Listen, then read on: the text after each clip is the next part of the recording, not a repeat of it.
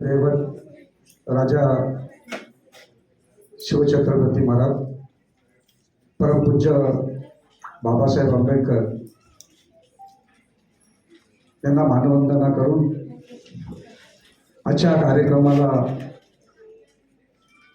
उपस्थित, आता मी सर्वांची नावं घेत नाही, सर्व व्यासपीठावरील मान्यवर आणि गेल्याच वेळी या ठिकाणी असाच सूर्यनगर एकता या नावाने या ठिकाणी प्रोग्राम झाला होता. त्या प्रोग्रामचे ऑर्गनायझर विष्णू करडे आत्ताच मला वाटतं त्या ठिकाणी आलेले आहेत. मी सर्वांची नावं घेत नाही आहे. हा कार्यक्रम पाहिल्यानंतर खरोखर आमच्या ह्या मंडळाचं अभिनंदन करावं तेवढं कमीच वाटतं. कारण सूर्यनगर विभागामध्ये आम्ही 1991 साली धर्मवीर संभाजी विद्यालय नावाची शाळा चालू केली आणि आज ती शाळा इयत्ता 10वी पर्यंत आहे. आणि मला वाटते या ठिकाणी गुणगौरवासाठी जे काही विद्यार्थी बरेचसे सिलेक्ट झालेले आहेत त्यातले 50% वरती हे माझ्या शाळेचे विद्यार्थी आहेत आणि मला अभिमान वाटतो त्याबद्दल. अशा ह्या वस्तीमध्ये आम्ही ज्यावेळी शाळा चालवत असतो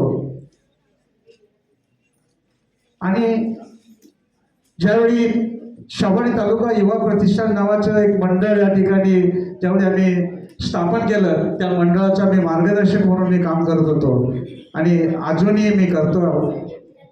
हे करत असताना हे जे मंडळ आहे हे प्रत्येक क्षेत्रामध्ये काम करते आणि हे काम करत असताना हा जो गुणगौरव कार्यक्रम ठेवलेला आहे त्याबद्दल मी त्यांना धन्यवाद देतो. विद्यार्थी मित्रांनो, आपण पहिली पायरी यशस्वी केलेली आहे. 10वीत तुम्ही पास झालेले आहेत, चांगल्या मार्काने पास झालेले आहेत, कोणी 12वी मध्ये पास झालेले आहेत. आता तुम्हाला तुमचं ध्येय ठरवायचं टाइम आलेलं आहे. तुमची दुसरी इनिंग चालू होते. तुम्हाला काय करायचं आहे, तुम्हाला कुठे जायचं आहे हे ठरवायची वेळ ही आत्ताच आहे.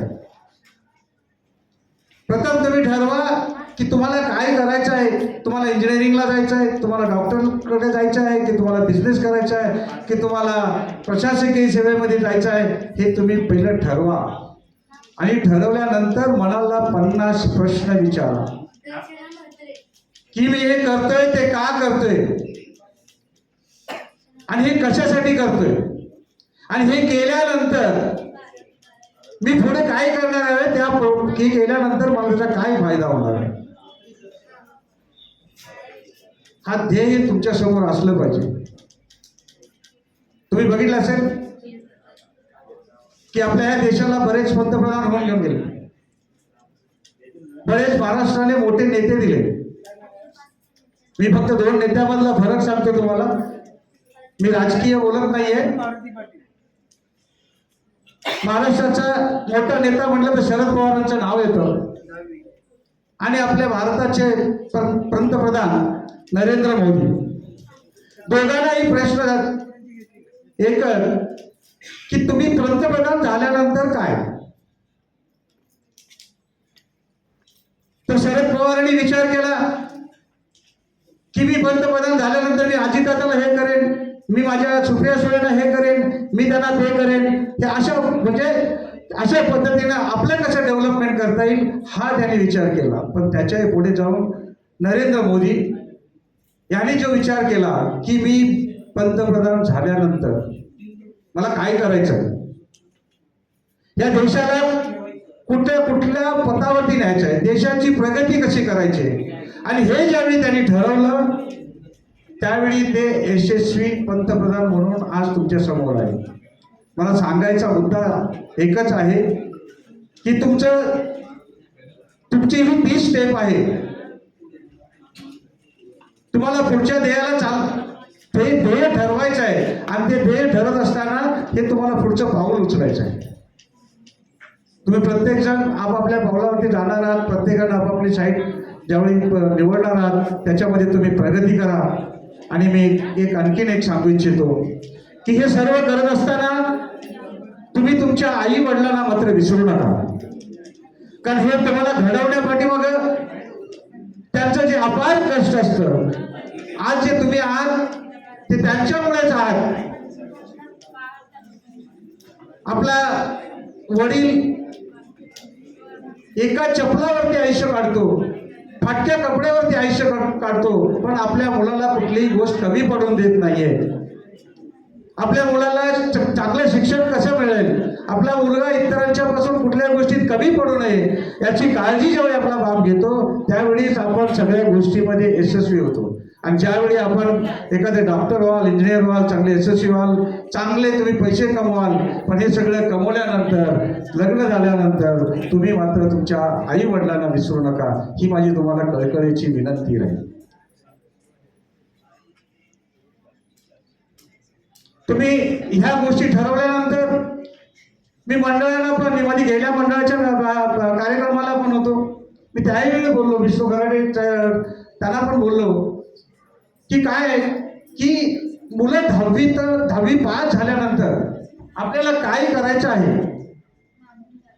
आपल्याला कुठं जायचं आहे हे कन्फ्यूज होतात. त्याचे आई वडील पण त्यांचे कन्फ्यूज होतात की नक्की आम्ही काय करायचं.